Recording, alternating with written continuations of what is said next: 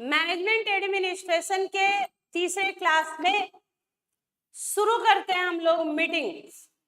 कल की क्लास में मैंने आपको एक बात बोली थी कि बेटा आप 3 क्वेश्चन एक बार देखिएगा, question number 4, question number 13 and question number 20। पूरे वीक में जो हम लोग पढ़ेंगे वो संडे को क्वेश्चन प्रैक्टिस करेंगे। संडे में राइटिंग प्रैक्टिस होगा क्वेश्चन का, जो पूरे वीक में हम पढ़ेंगे।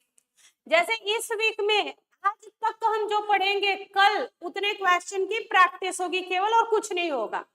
संडे को हम सिलेबस को आगे नहीं बढ़ाएंगे। पूरे वीक में जो हम लोगों ने पढ़ाई की होगी उस पे बेस्ड जो क्वेश्चन है प्रीवियस ईयर के वो सॉल्व करेंगे, जिससे आपका कॉन्फिडेंस बिल्ड हो कि भाई इन प्रोविजन पे बेस्ड अगर इस तरीके के क्वेश्चन आते हैं, कैसे क्वेश्चन आते हैं, आंसर कैसे लिखना है, मुझसे वो आंसर हो पा रहा है कि नहीं। और अगर इसका जवाब है कि हाँ मैं क्वेश्चन को पहले पढ़ूंगा, क्वेश्चन को पढ़ते ही मेरे दिमाग में प्रोविजन आता है, उसको लिखना मुझे आता है, मैं उस क्वेश्चन को कॉन्सेप्चुअली समझ पा रहा हूँ, मैं उसको एनालिटिकली समझ पा रहा हूँ, मैं उसको लिख पा रहा हूँ, अगर सबका आंसर यस है तो दिक्कत किस बात का।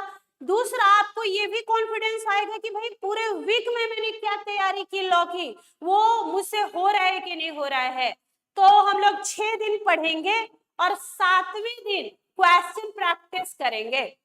क्वेश्चन प्रैक्टिस करेंगे 7वें दिन, 1.5-2 घंटे का जो भी सेशन लगे, जितना भी टाइम लगे, पूरे वीक में जो आपने पढ़ाई करी है उसका जो है वो हम लोग क्वेश्चन प्रैक्टिस करेंगे, हैंड रिटन प्रैक्टिस करेंगे। और उसके बाद जब आप आंसर लिख लें अपने घर में, मेरे साथ लिखे, हम बताएंगे ऐसे आंसर लिखा जाता है, और एक बोलेंगे चलो लिख के दिखलाओ, तो आप लिख के और मुझे व्हाट्सएप नंबर पे आप भेजिए, हम आपको चेक भी कर देंगे कि भाई बच्चे क्या लिख रहा है, क्या पढ़ रहा है, वो साथ साथ आपका बेटा चेकिंग भी होता रहेगा। तो मेरे व्हाट्सएप नंबर पे जुड़ने के लिए मुझे हाय का मैसेज कीजिएगा। व्हाट्सएप नंबर है मेरा 7291010463। और अगर आप लॉ का पूरा ये क्लास परचेज भी करना चाहते हैं तो सिर्फ 1100 रुपए में पूरा लॉ की तैयारी जनवरी अटेम्प्ट के लिए सीए इंटर की आपकी हम करवा देंगे। पूरे कोर्स की तैयारी मात्र 1100 रुपीज में हम लोग करेंगे। तो चलिए आज के क्लास को आगे बढ़ाएं। आज की क्लास में हम लोग मीटिंग पढ़ेंगे।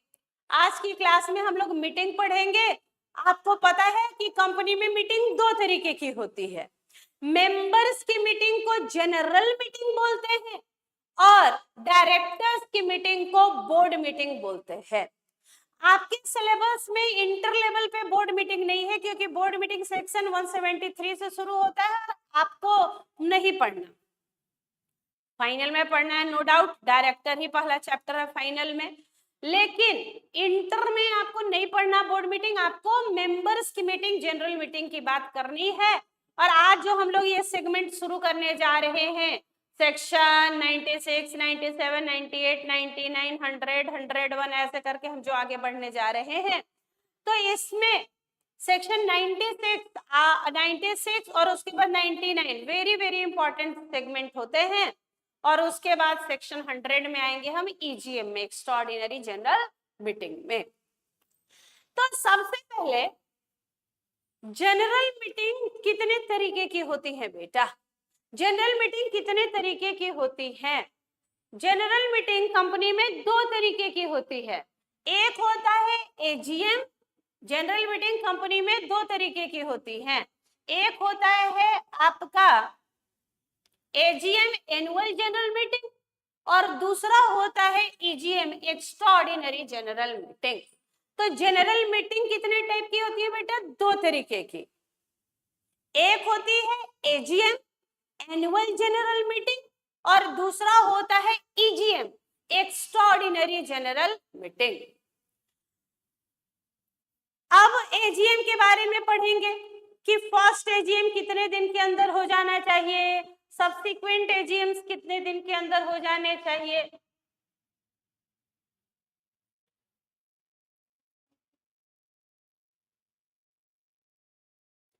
पीरियड ऑफ कॉलिंग एजीएम, कब बुलाना है बेटा एनुअल जनरल मीटिंग, जब मन करे तब बुलाना है कि कब बुलाना है, और बुलाने से पहले भैया कब होना चाहिए एनुअल जनरल मीटिंग, उसके कितने दिन पहले नोटिस जाएगा, क्या रिक्विजिट रिक्वायरमेंट होगा तो मीटिंग बुलाएंगे और वो मीटिंग वैलिड होगी। तो सबसे इसने पहले कहा कि पीरियड ऑफ कॉलिंग एजीएम में फर्स्ट एजीएम की बात करते हैं, फर्स्ट एजीएम, पहला एजीएम। सबसे पहले एजीएम में किसकी बात करने जा रहे हैं, फर्स्ट एजीएम की, जब पहली बार किसी कंपनी में एजीएम होगा तो क्या टाइम पीरियड होगा। तो इसने कहा कि first AGM shall be held within 9 months from the end of first financial year, यानी कंपनी जब भी बनी है उसका फाइनेंशियल ईयर एंड करा दीजिए, फर्स्ट फाइनेंशियल ईयर एंड कराइए, वहां से 9 मंथ्स के अंदर, वहां से 9 मंथ्स के अंदर फर्स्ट एजीएम हो जाना चाहिए। तो फर्स्ट एजीएम का प्रोविजन क्या है बेटा कि first AGM shall be held with in 9 months from the end of first financial year. First financial year शुरू हो, फर्स्ट फाइनेंशियल ईयर के 6 मंथ के अंदर फर्स्ट एजीएम होना चाहिए। तो यानी कंपनी कभी भी बनी हो, मान इस साल कंपनी कभी भी बनी हो 30 सितंबर तक, मान लो कंपनी बनी है 1 मई को, मान लो कंपनी बनी है 10 जून को, मान लो कंपनी बनी है 15 जुलाई को, तो इसका फाइनेंशियल ईयर एंड कब होगा बेटा, 31 मार्च 2026 को। अभी कोई भी कंपनी अगर, अभी फाइनेंशियल ईयर कौन सा चल रहा है आपका, अभी फाइनेंशियल ईयर चल रहा है 25-26, जो 1 अप्रैल 25 को शुरू हुआ है और 31 मार्च 26 को खत्म होगा, फाइनेंशियल ईयर 25-26 चल रहा है।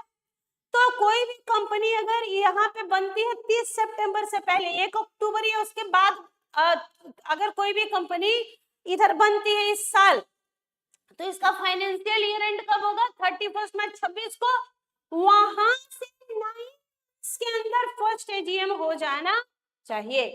और अगर कंपनी 1 जनवरी अगले साल 26 में, 1 जनवरी है उसके बाद बनी है तो फाइनेंशियल ईयर 31 मार्च 26 को नहीं खत्म होगा, तो उसका फाइनेंशियल ईयर 31 मार्च 2027 को खत्म होगा, 15 महीने क्या हो जाएगा बेटा फिर फाइनेंशियल ईयर, तो वहां से 9 मंथ्स के अंदर। तो क्या बोल रहा है first AGM shall be held within 9 months from the end of first financial year। First financial year खत्म होने के 9 मंथ्स के अंदर फर्स्ट एजीएम होना चाहिए।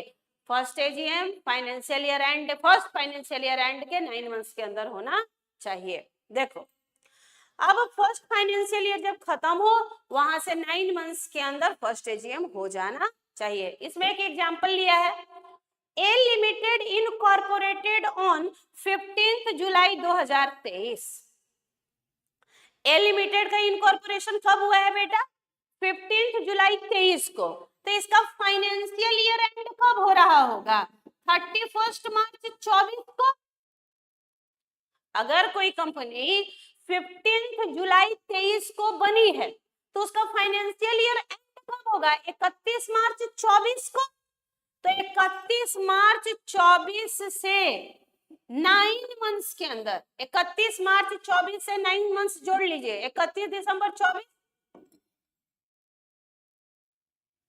31 मार्च 24 को फर्स्ट फाइनेंशियल ईयर खत्म होगा, तो वहां से 9 मंथ्स निकाल लीजिए, तो 31 दिसंबर 24 यहां तक फर्स्ट एजीएम हो जाना चाहिए।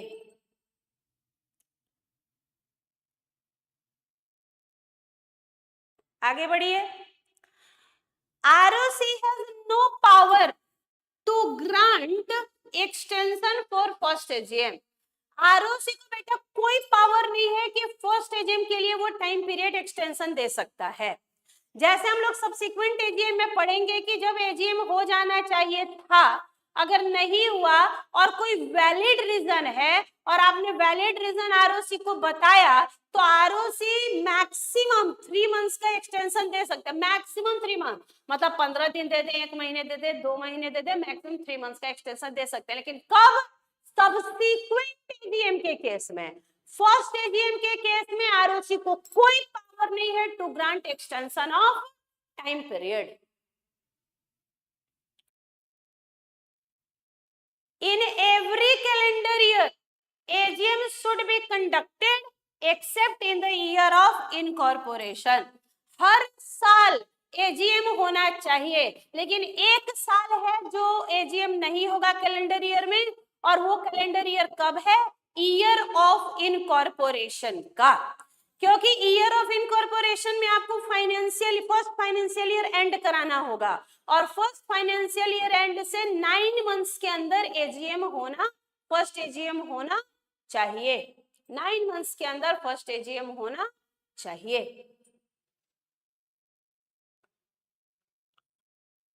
तो एक यहाँ पे देख लीजिए, हर कैलेंडर ईयर में एजीएम होगा accept in the year of incorporation, क्योंकि देखो ए लिमिटेड का इनकॉर्पोरेशन 15 जुलाई को हुआ था, जबकि वो कैलेंडर ईयर क्या रहा होगा? 1 जनवरी से 31 मार्च 2023 रहा होगा। तो उसका फर्स्ट फाइनेंशियल ईयर एंड किया था 31 मार्च को ना बेटा। कोई कंपनी है ए लिमिटेड, उसका अगर इनकॉर्पोरेशन का डेट है 15 जुलाई को, तो उसका फर्स्ट फाइनेंशियल ईयर एंड कब हुआ होगा? 31 मार्च 24 को, वहां से 9 मंथ्स के अंदर फर्स्ट एजीएम हुआ होगा। यहाँ पे बोल रहा है कि तो इसका कैलेंडर ईयर क्या रहा होगा? 1 जनवरी से 31 दिसंबर 23, तो उस साल तो एजीएम हुआ नहीं, क्योंकि एजीएम तो अगले साल होगा। तो बोल रहे हैं कि हर कैलेंडर ईयर में एजीएम होना है accept in the year of incorporation, accept in the year of incorporation. ये था फर्स्ट एजीएम का प्रोविजन, फर्स्ट एजीएम का प्रोविजन।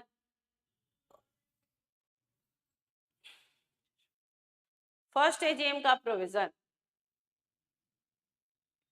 ये थी फर्स्ट एजीएम की कहानी, जो आपको याद होनी चाहिए थी। सारे बच्चे थोड़ा सा 1 मिनट का टाइम फर्स्ट एजीएम को आप देंगे और आपका first AGM will be completed. 1 minute का टाइम हम फर्स्ट एजीएम को फिर से देंगे और हमारा first AGM complete. First AGM में क्या बोला? First AGM should be held within 9 months from the end of first financial year. जब भी आपकी कंपनी बनी होगी, फर्स्ट फाइनेंशियल ईयर एंड कीजिए, अगले साल 31 मार्च को फाइनेंशियल ईयर एंड होगा, वहां से 9 मंथ्स के अंदर फर्स्ट एजीएम हो जाना चाहिए। हम लोगों ने एक एग्जांपल लिया था कि एक कंपनी है ए लिमिटेड, उसका इनकॉर्पोरेशन 15 जुलाई 23 को हुआ, तो फर्स्ट फाइनेंशियल ईयर एंड कब हुआ होगा बेटा? 31 मार्च 24 को। वहां से 9 मंथ्स के अंदर फर्स्ट एजीएम हो जाना चाहिए। और आरओसी को कोई पावर नहीं है कि वो फर्स्ट एजीएम में टाइम पीरियड एक्सटेंशन दे सके। मतलब मान लो कि मेरा अगले साल फर्स्ट फाइनेंशियल ईयर खत्म हुआ, 9 मंथ्स में मुझे फर्स्ट एजीएम कराना था, हम किसी रीजन से नहीं करा पाए, तो आरओसी को पावर नहीं है कि वो फर्स्ट एजीएम में टाइम पीरियड एक्सटेंशन दे सकते हैं। दूसरा क्या था? हर कैलेंडर ईयर में एक एजीएम होना है एक्सेप्ट ईयर ऑफ इनकॉर्पोरेशन, क्योंकि ईयर ऑफ इनकॉर्पोरेशन के केस में फाइनेंशियल ईयर एंड होगा पहला, वहां से 9 मंथ्स में फर्स्ट एजीएम होना चाहिए, तो कैलेंडर ईयर में एजीएम नहीं हो पाएगा। अब आइए सब्सिक्वेंट एजीएम के प्रोविजन में। ये तो फर्स्ट एजीएम हो गया बेटा, इसके बाद जो एजीएम होंगे उनको क्या बोलेंगे? सब्सिक्वेंट। सब्सिक्वेंट मतलब second AGM, third AGM, fourth AGM, इनको क्या बोलेंगे हम लोग? Subsequent AGM. पूरे वीक में जो आप पढ़ाई करेंगे लॉ की, जितने प्रोविजंस पढ़ेंगे, जो चैप्टर पढ़ेंगे, उनके क्वेश्चन संडे को कुछ भी हम नहीं पढ़ेंगे एक्स्ट्रा। पूरे वीक में हमने जो पढ़ाई करी होगी उसके केवल क्वेश्चन प्रैक्टिस होंगे। Sunday is the question practice session. Sunday को केवल क्वेश्चन प्रैक्टिस होगा, उसके अलावा कुछ भी नहीं होगा। और आप मेरे साथ 11 बजे जुड़िए, हम सुबह 11 बजे जुड़ेंगे 1.5 घंटे के लिए आपसे। और उस 1.5 घंटे में आप क्वेश्चन प्रैक्टिस कीजिए पूरे वीक की, और क्वेश्चन प्रैक्टिस कीजिए, लिखिए हैंड रिटेन और मुझे भेजिए मेरे व्हाट्सएप नंबर पे। हम हर बच्चे की कॉपी चेक करके और बताएंगे कि कहाँ गलत है, कहाँ सही है, क्या है। फ्रॉम वेरी बिगिनिंग हम क्वेश्चन की तैयारी, हम एग्जाम की तैयारी कर रहे हैं। हम जनवरी 26 की तैयारी आज से ही कर रहे हैं। जनवरी में नहीं तैयारी होगी, तैयारी अभी से ही होगी तो ही हम बहुत अच्छा परफॉर्मेंस करेंगे एग्जामिनेशन में। चलो, subsequent exam within 6 months from the end of first financial year, from the end of financial year AGM should be conducted. Financial year and से 6 मंथ में होना चाहिए। सेकेंड एजीएम की बात हो रही है, सब्सिक्वेंट मतलब second, third, fourth, fifth AGM की बात हो रही है। टाइम पीरियड निकाल रहे हैं कब तक, तो 6 month from end of financial year. क्या ये डेट फिक्स हो गया क्या बेटा? 6 month from end of financial year, 6 month from end of financial year, and of financial year से 6 मंथ, मतलब ये डेट तो फिक्स हो गया। क्या हो गया बेटा? 30 सितंबर, 30 सितंबर, ये डेट तो फिक्स हो गया। फाइनेंशियल ईयर एंड से 6 मंथ, तो फाइनेंशियल ईयर एंड तो 31 मार्च को होगा, वहां से 6 मंथ मतलब 30 सितंबर तक एजीएम हो जाना चाहिए पहला डेट। और maximum gap between 2 AGM, maximum gap between 2 AGM should not exceed 15 months। पिछला वाला एजीएम ले लो और इस एजीएम के बीच में 15 महीने से ज्यादा का गैप नहीं होना चाहिए। तो निकाल लिए 15 महीने। 6 month from end of financial year मतलब 30 सितंबर, और पिछले फाइनेंशियल ईयर से 15 month, which ever is earlier, जो दोनों में पहले आएगा, विच एवर इज अर्लियर, वही क्या हो जाएगा बेटा? Due date. एक एग्जांपल लिए, देखिए तो एग्जांपल आपको समझ में आ रहा है क्या? फर्स्ट एजीएम यहाँ पे देखिए तो क्या समझ में आ रहा है क्या? 6 month from end of financial year और 15 months from last financial year, last AGM, whichever is earlier. Question देखेंगे, सारे बच्चे क्वेश्चन देखेंगे।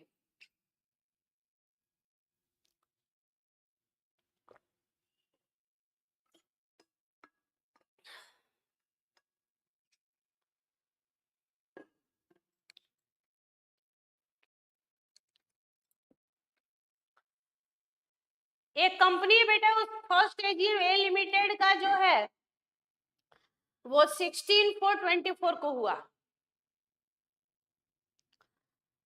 16 अप्रैल 24 को फर्स्ट एजीएम हुआ ए लिमिटेड का। आपको सेकेंड का ड्यू डेट बताना है कि कब तक एजीएम हो जाना चाहिए, ठीक है?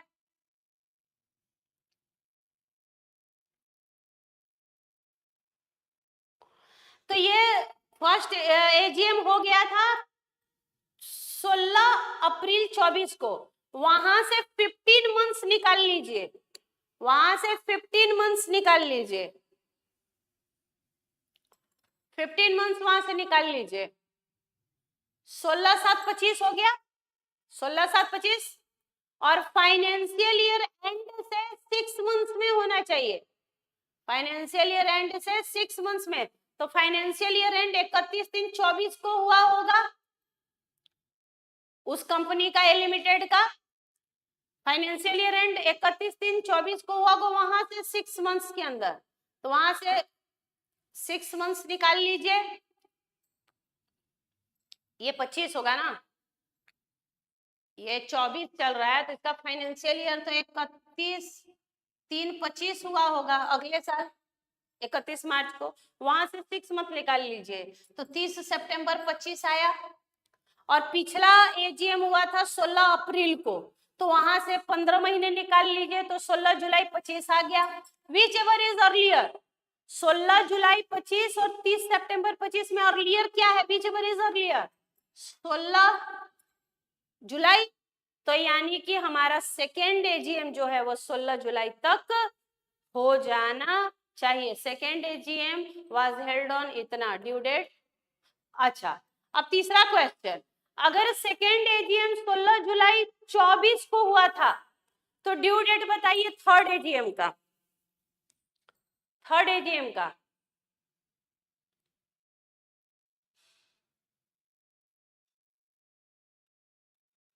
तो इसका फाइनेंशियल ईयर खत्म हुआ है, होगा 31/3/25 को, वहां से 6 मंथ 31/3/25 को, तो और तो वहां से ले लीजिए 6 मंथ, कितना आया 30 सितंबर 25, और वहां 16/7 को हुआ था पिछले साल जुलाई में, तो वहां से ले लीजिए आप 15 महीने, तो 15 महीने जोड़िए, 7 से 7 12 और 10, तो 10वां महीना आया 16/10, विच एवर इज अर्लियर।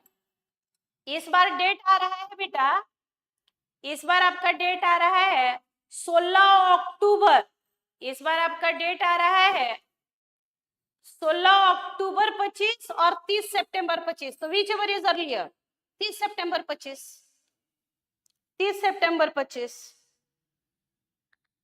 तो 30 सितंबर तक हो जाना चाहिए, 30 सितंबर तक हो जाना चाहिए।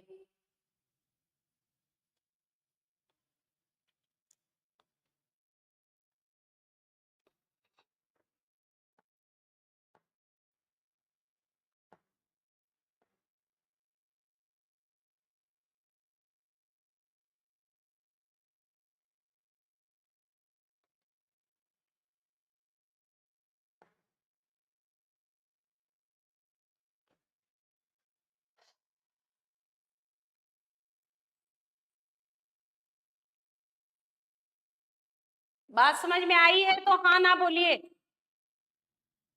जो बच्चे क्लास देख रहे हैं वो मुझे बताइए कि आप फर्स्ट एजीएम और सब्सिक्वेंट एजीएम का डेट कैलकुलेट कर पाएंगे कि नहीं कर पाएंगे। फर्स्ट एजीएम का डेट और सब्सिक्वेंट एजीएम का डेट, आप कभी आपसे कोई पूछे कि बताओ ड्यू डेट एफ एजीएम, तो कोई समस्या है कि आप बता देंगे, कोई समस्या है कि आप बता देंगे, बताओ।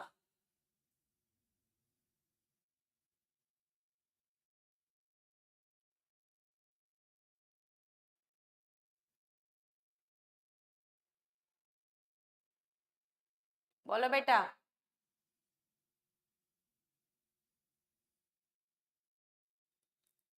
आप डेट बता देंगे कि नहीं कि फर्स्ट है, फर्स्ट एजीएम में तो कोई दिक्कत ही नहीं है, फर्स्ट फाइनेंशियल ईयर एंड से 9 मंथ्स में फर्स्ट एजीएम हो जाना चाहिए। सब्सिक्वेंट एजीएम में 2 डेट निकालना है, 6 month from end of financial year जो कि फिक्स है, 30 सितंबर ही आएगा अगले साल का, और पिछला एजीएम से 15 महीने का गैप ले लीजिएगा, which ever is earlier, AGM हो जाना चाहिए, एजीएम हो जाना चाहिए।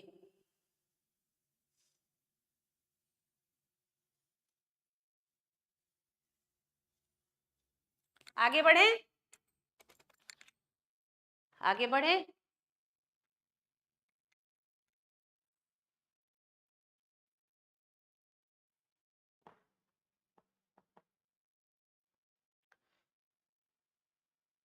चलो बेटा,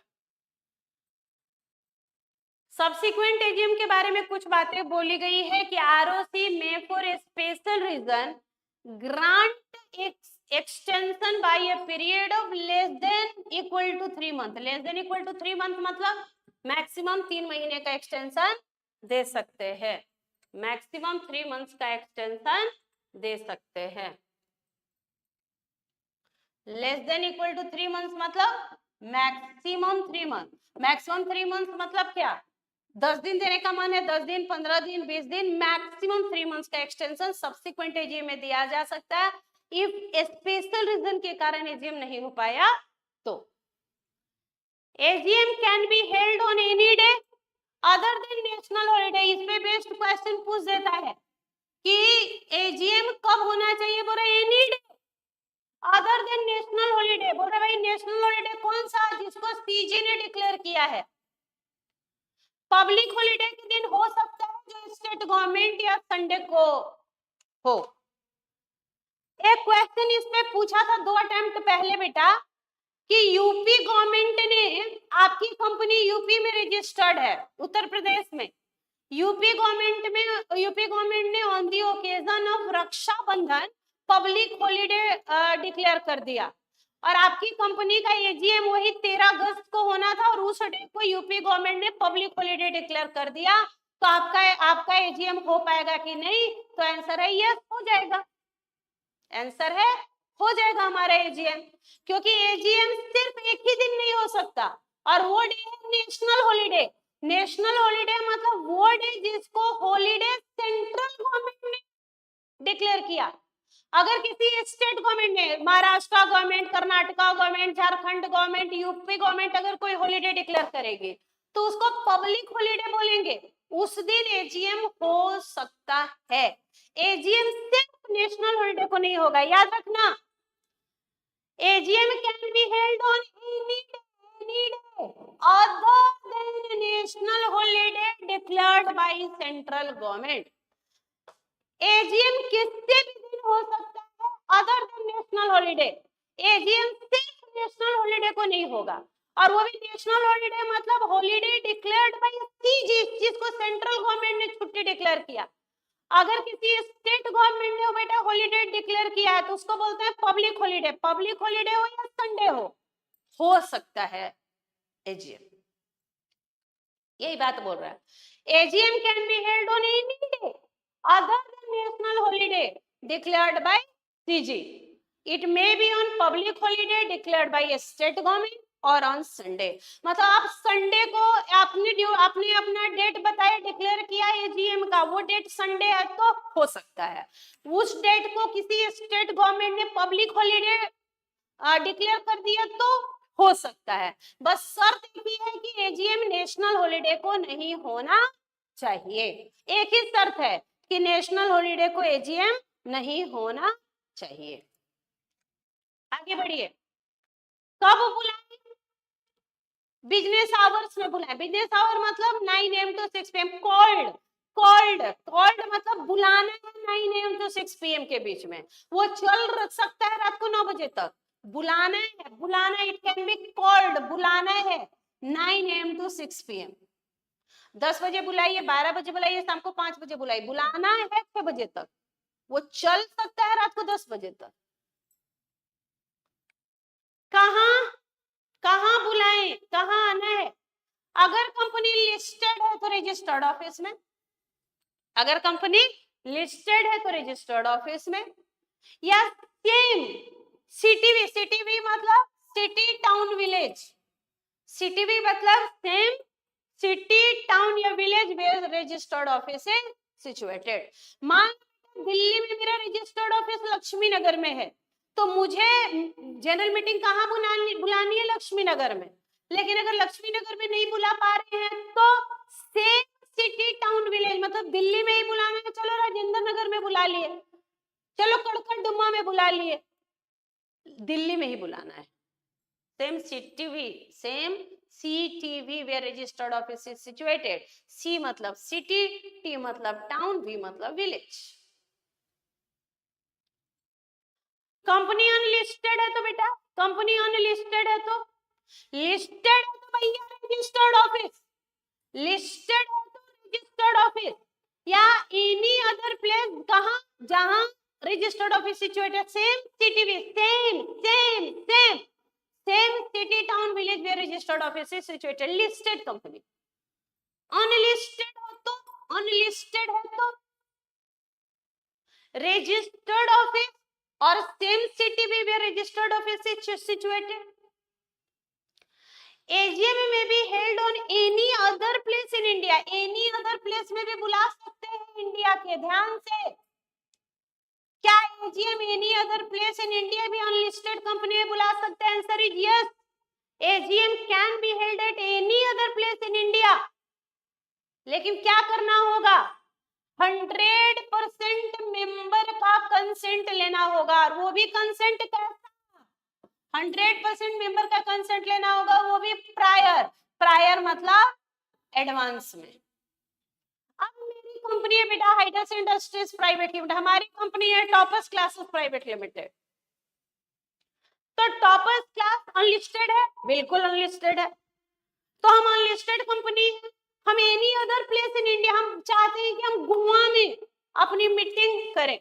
तो मान लो कि हम मेंबर है 10, टॉपर्स में मेंबर कितने हैं 10, तो हम 10 मेंबर हैं any other place in India, हम बोल रहे हैं कि भाई चलो इस बार गोवा चलते हैं, वही एजीएम करते हैं, ठीक है। 100 ये 10 के 10 मेंबर का प्रायर रिटेन कंसेंट लेना होगा, हम इसको बोलते हैं 100% written consent in advance. Prior consent लेना होगा, पहले ही 10 के 10 मेंबर रिटेन में बोलेंगे कि ठीक है हमें कोई दिक्कत नहीं है। मान लो उसमें एक भी अगर बोल दे, एक भी कि नहीं मुझे नहीं जाना गोवा, तो मैं तो दिल्ली में ही करूंगा, तो फिर नहीं जा सकते गोवा। लेकिन 100% अग्री हो जाए, प्रायर अपना कंसेंट देते, पहले प्रायर 100% मेंबर अपना रिटेन में एडवांस में कंसेंट देंगे कि नहीं हम लोग करा लेंगे, तो कोई दिक्कत नहीं, चलो गोवा घूम भी लेंगे, एजीएम करा भी लेंगे, तो हो जाएगा। Very very important provision, very very important provision. AGM may be held at any other place in India with 100% members consent. Writing में लीजिए या ईमेल से लीजिए, प्रायर कंसेंट लीजिएगा, consent of all members in advance, सारे member का consent कैसा, advance में। प्रायर कंसेंट मतलब एडवांस में। सारे बच्चे एक बार ये प्रोविजन याद करें, 1 मिनट का टाइम लीजिए, बोलिए जहां बैठे हैं जैसे बैठे हैं, जोर जोर से लाउड होइए और लाउड होके एक बार बोलिए कि क्या एजीएम अनलिस्टेड कंपनी का एजीएम, क्या अनलिस्टेड कंपनी का एजीएम, क्या अनलिस्टेड कंपनी का AGM any other place in India हो सकता है? क्या आंसर है? यस, हो सकता है। 100% मेंबर कंसेंट देंगे, राइटिंग में देंगे या ई मोड में देंगे, प्रायर कंसेंट लेना है, मतलब सारे मेंबर का कंसेंट आपको एडवांस में लेना है। सारे मेंबर का कंसेंट बेटा एडवांस में लेना है तो हो सकता है। पूरे वीक पढ़ेंगे, 6 दिन पढ़ेंगे, 1 दिन क्वेश्चन प्रैक्टिस करेंगे। 6 दिन पढ़ेंगे, 1 दिन क्वेश्चन प्रैक्टिस करेंगे। हम साथ साथ तैयार हो रहे हैं जनवरी के लिए। जनवरी में क्वेश्चन लेंदी हो कोई बात नहीं, कॉन्सेप्चुअल हो कोई बात नहीं, ट्रिकी है कोई बात नहीं, हमें हर सिचुएशन में क्वेश्चन आसान लगेगा, लेकिन शर्त है डेली 1 घंटे देना होगा मुझे आपको। आप मुझे डेली 1 घंटे दीजिए, लॉ में एग्जम्पशन मेरी गारंटी है, ना आए तो आप जो बोलिए, आपके 1100 वापस प्लस आप जो बोलिए।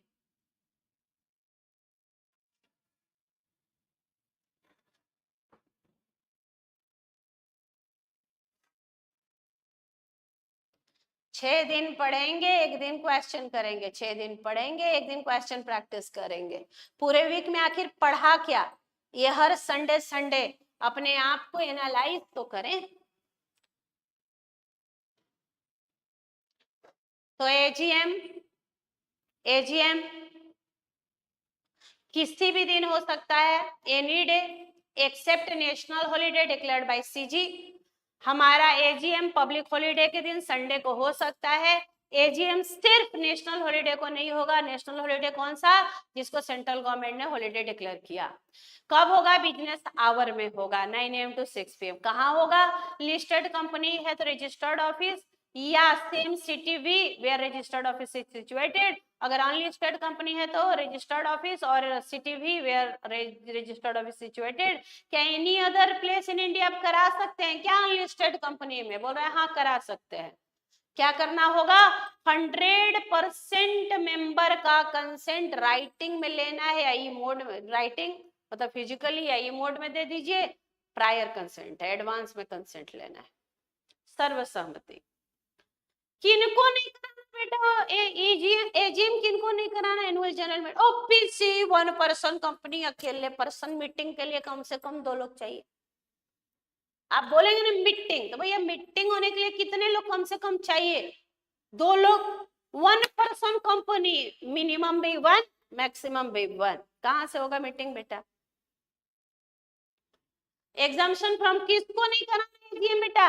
एग्जामिशन फ्रॉम कंडक्टिंग एजीएम किसको नहीं कराना है AGM? One person company, OPC, one person company, या ऐसी कंपनी जिसको किसने एग्जेम्प्ट करके रखा है बेटा? किसने एग्जेम्प्ट करके रखा है? सेंट्रल गवर्नमेंट ने। किसने एग्जेम्प्ट करके रखा है? सेंट्रल गवर्नमेंट ने।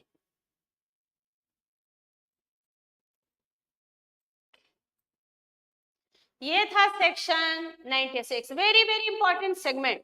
मीटिंग का एक इंपॉर्टेंट सेगमेंट 96 था।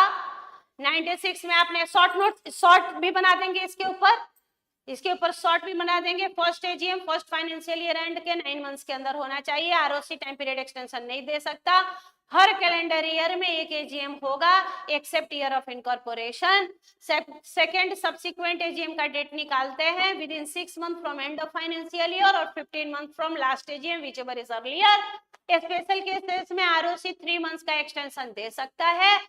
हमेशा एजीएम जो है किसी भी दिन हो सकता है except national holiday declare by central government. अगर कोई स्टेट गवर्नमेंट या पब्लिक स्टेट गवर्नमेंट ने हॉलीडे डिक्लेयर किया तो उसको पब्लिक हॉलीडे बोलेंगे, उस दिन हो सकता है एजीएम।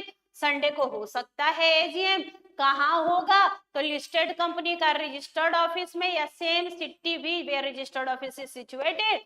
अनलिस्टेड कंपनी में रजिस्टर्ड ऑफिस या सिटी भी where registered office is situated और any other place in India हो सकता है अगर 100% मेंबर का रिटेन कंसेंट प्रायर या एडवांस में आपने ऑब्टेन कर लिया है तो।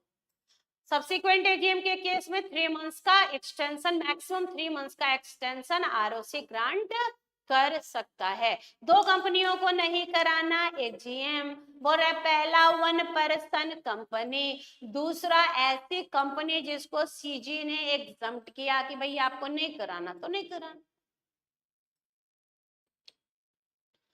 यानी हर कैलेंडर ईयर में एक एजीएम होना है। फाइनेंशियल ईयर एंड से 6 मंथ्स में होना है। लास्ट एजीएम से 15 मंथ्स में होना है विच एवर इज अर्लियर। एक बार बोलेंगे आप मेरे साथ, बोलिए। हर कैलेंडर ईयर में एक एजीएम होना है। फाइनेंशियल ईयर एंड से 6 मंथ्स में होना है। 2 एजीएम में मैक्सिमम गैप 15 मंथ्स का होना है which ever is earlier. Which ever is earlier is the due date of AGM. Hope so कि सारे बच्चों को एजीएम का ड्यू डेट निकालने आ गया होगा। हमने पूरा एजीएम का एक एक प्रोविजन जहां से कोई भी क्वेश्चन पूछ सकता है उसको पूरा डिटेलिंग कर ली है। अगर आपको समझ में आ रहा है तो आप चैट बॉक्स में टाइप कीजिए कि यस मैम आ गया। यस, चैट बॉक्स में आप यस। आप बेटा मेरे सामने फेस टू फेस में नहीं बैठे हैं कि हम आपको देख के समझ पाएंगे, तो मीडियम ऑफ एक कम्युनिकेशन यही है कि आप चैट बॉक्स में कुछ लिखते रहें और बताएं कि अगर आप जिंदा हैं तो प्रमाण दीजिए कि भाई आ रहा है मैडम समझ में। चैट बॉक्स में कुछ कुछ लिखते रहिए थोड़ा। चलें आगे। यस लिखना है, YES, यस लिखना है कि यस मुझे आ रहा है समझ में।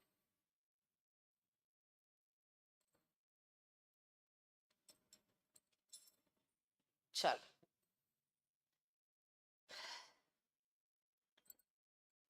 पानी पीते रहिए, पानी पीते रहिएगा, जल ही जीवन है, जल ही जीवन है।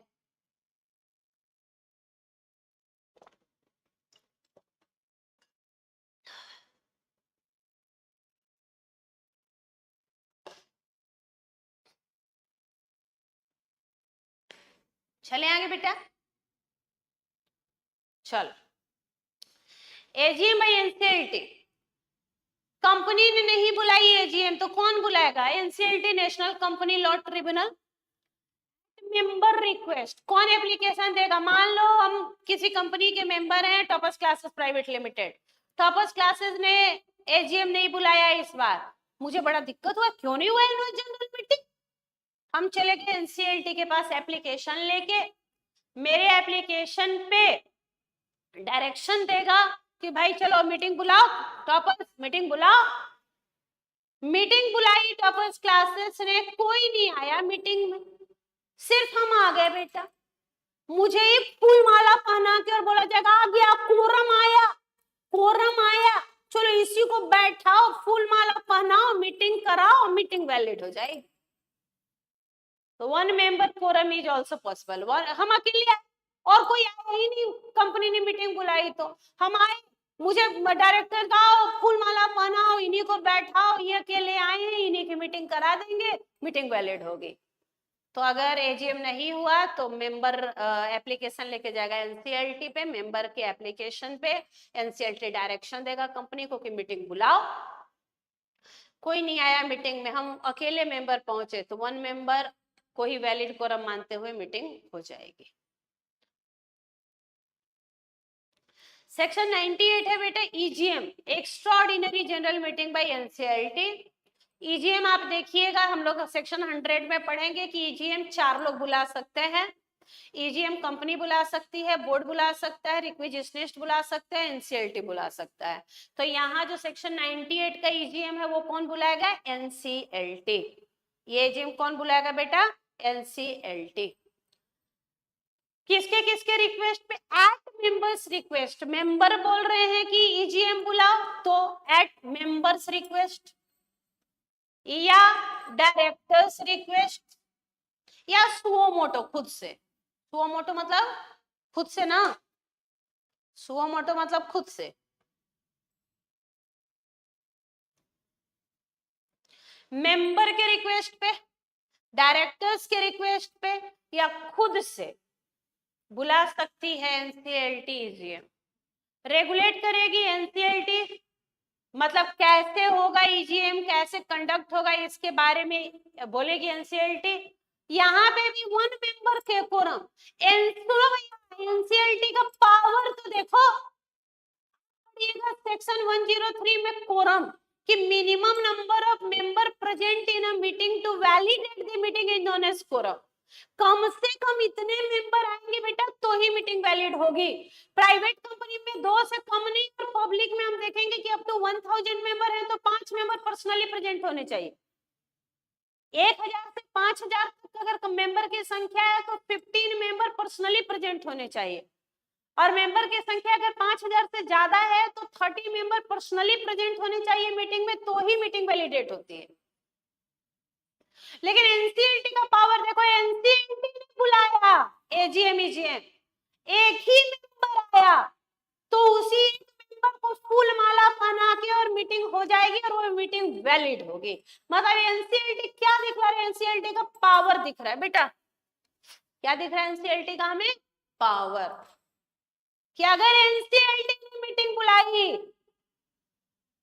तो इवन एक ही मेंबर आया फिर भी मीटिंग वैलिड हो जाएगी बेटा।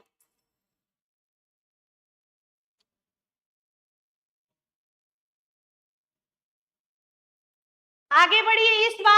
इस बार सितंबर में ये क्वेश्चन पूछा फाइन का, सेक्शन 99। इस बार सितंबर में 25 में क्वेश्चन पूछा है आपसे कि जिस दिन एजीएम होना चाहिए था ड्यू डेट को, उस दिन नहीं हुआ, 4 दिन डिले हुआ है, तो कितना फाइन लगना होगा, कितना कंपनी को फाइन भरना होगा? चलिए देखें सेक्शन 99। सेक्शन 99 क्या बोलता है? If the company fails to comply the provision, अगर कंपनी सेक्शन 96, 97 या 98 के प्रोविजन का कॉन्ट्रावेंशन करती है, if the company fails to comply the provision of section 96, 97, 98, अगर कंपनी सेक्शन 96, 97, 98 के प्रोविजन को कंप्लाई नहीं करती तो फॉलोइंग फाइन इंपोज हो जाएगा बेटा। कंपनी को और एवरी ऑफिसर्स को 1 लाख और further fine of 5000 per day. मान लो मीटिंग हमारा ड्यू डेट निकल के आया था बेटा, ड्यू डेट निकल के आया था 30 सितंबर, नहीं हो पाया 30 सितंबर को एजीएम, एजीएम 4 अक्टूबर को हुआ, तो 1 लाख प्लस हर दिन का 3 दिन का 5000 इंटू 3 15,000 और 1,15,000 जुर्माना देना होगा। कंपनी को रेवरी ऑफिसर्स इन डिफॉल्ट को 1 lakh up to 1 lakh plus further fine of 5,000 per day, 1 lakh तो लगेगा ही लगेगा, प्लस जितना दिन डिले हुआ हर दिन का 5,000 रुपए।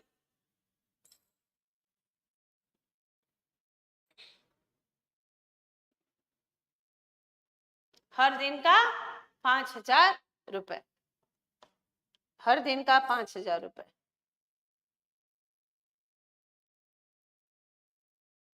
कल क्वेश्चन की प्रैक्टिस करेंगे, कल क्वेश्चन की प्रैक्टिस करेंगे, किन किन सेक्शनों पे बेस्ड क्वेश्चन की प्रैक्टिस करेंगे। सारे बच्चे सेक्शन 99 तक आज कंप्लीट हो जाना चाहिए मैनेजमेंट एडमिनिस्ट्रेशन का। आपको क्वेश्चन प्रैक्टिस हम करेंगे सेक्शन 88, 89, 90, 91, 92, 93 डिलीटेड, 94, 95 था प्राइमा फेसी एविडेंस, 96, 97, 98 और 99 जो इंपॉर्टेंट सेक्शंस हैं। यहाँ पे जो इंपॉर्टेंट सेक्शन है जहां से आईसीआई ने कभी भी क्वेश्चन पूछा है, वो इंपॉर्टेंट सेक्शंस कौन कौन से हैं जहां से आईसीआई ने क्वेश्चन पूछा है, जो वेरी वेरी इंपॉर्टेंट। ध्यान से सुने जनवरी अटेम्प्ट, आपके लिए सेक्शन 90 वेरी वेरी इंपॉर्टेंट है, आपके लिए सेक्शन 89 वेरी वेरी इंपॉर्टेंट है, आपके लिए सेक्शन 92 वेरी वेरी इंपॉर्टेंट है और 96 वेरी वेरी इंपॉर्टेंट है। अगर बात करें तो सेक्शन 99 में इंपॉर्टेंट है पेनल्टी। ये सेक्शंस तो हैं जो हर बच्चे को आना चाहिए, इन पे बेस्ड क्वेश्चन की प्रैक्टिस करेंगे। और एक है सेक्शन 94 जहां प्लेस ऑफ कीपिंग बुक्स। इतने सेक्शन पे बेस्ड जितने क्वेश्चन हैं आपके आईसीआई मटेरियल में, एक बार आप क्वेश्चन को देखें समझें। कल हम लोग राइटिंग प्रैक्टिस करेंगे, कल की क्लास में हम लोग राइटिंग प्रैक्टिस करेंगे, कल की क्लास में हम लोग राइटिंग प्रैक्टिस करेंगे इतने चैप्टर्स का। सेक्शन 94 पे बेस्ड कल क्वेश्चंस कुछ पूछे गए थे, question number 4, question number 13, question number 20 और कुछ क्वेश्चन आपको बता दें क्वेश्चन नंबर आईसीआई का। आज आप एक बार प्रैक्टिस करें, कल हम लोग यहाँ पे रिटन प्रैक्टिस करके और देखते हैं कि क्वेश्चन आपको आता है कि नहीं।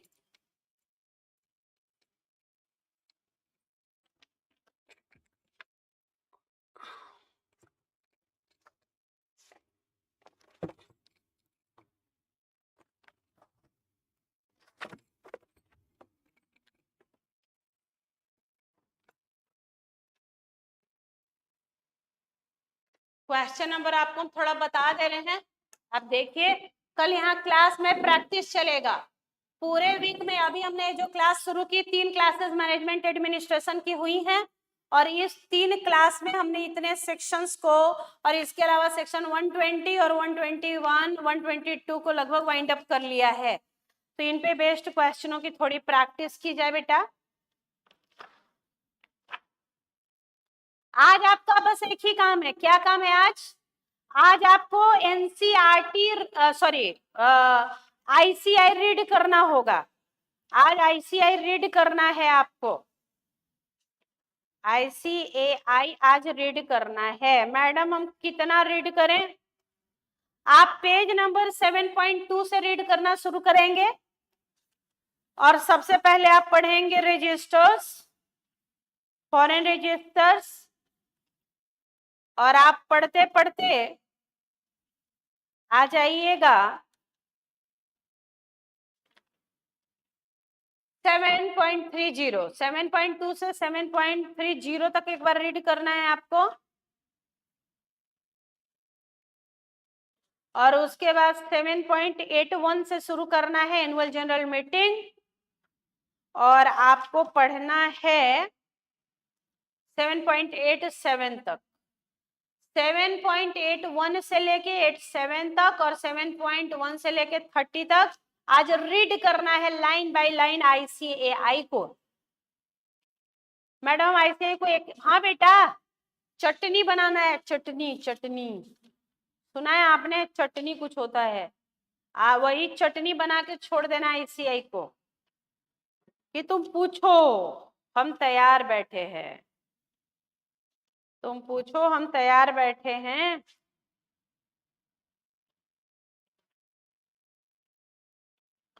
Question number 10, question number 10,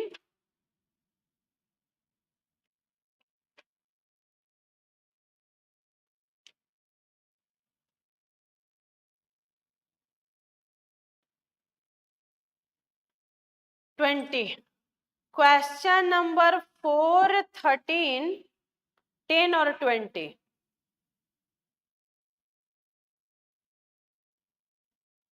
9, question number 9,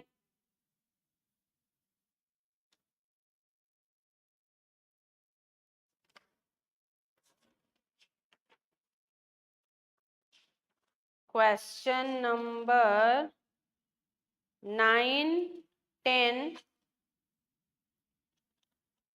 9, 10, 4, 13, 20। इतने क्वेश्चन की प्रैक्टिस करनी है और रीड करना है। चलो होमवर्क देते हैं। मैडम हम लोग तो बड़े बच्चे हैं, अब तो हम फाउंडेशन भी पास कर गए हैं, तो क्या मुझे अभी भी होमवर्क मिलेगा? यस, मेरे लिए तो अपन तो छोटे प्यारे बच्चे रहेंगे। होमवर्क रीड करना है आईसीआई को 7.2 to 7.30 plus 7.81 to 7.87। Read thoroughly एक बार रीड। दूसरा काम क्या करना है, क्वेश्चन नंबर 4, 9, 10, 13 और 20 एक बार पढ़ना है। पढ़ के देखना है क्वेश्चन को एनालाइज करके कि क्या मुझसे ये क्वेश्चन बनते हैं, क्या मुझसे ये क्वेश्चन बनते हैं, बन पा रहे हैं क्या।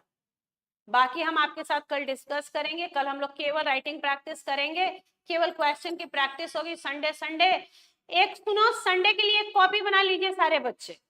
संडे के लिए एक कॉपी बना लीजिए 100 पेजेस की, जिसमें हर संडे लॉ का क्वेश्चन का पास्ट ईयर का राइटिंग प्रैक्टिस करके हम ये देखें कि हमसे क्या क्वेश्चन बन रहा है कि नहीं।